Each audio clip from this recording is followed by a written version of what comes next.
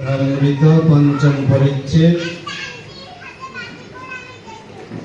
भक्ता अनन्यासक्त अहम एवं विदः अर्जुन ज्ञातिं दृष्टिं च तत्तेन प्रवेष्टिं च परन्तप।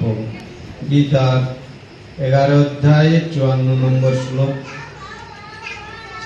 ईश्वर दर्शन साकार ना निराकार। একজন ব্রাহ্মভক্ত জিজ্ঞাসা করিলেন, মহাশয়, ঈশ্বরকে কি দেখা যায়? যদি দেখা যায় দেখতে পাই না কেন? বাচ্চাদের আপনারা বাইরে নিয়ে যান, না হলে চুপ করে রাখতে বলেন।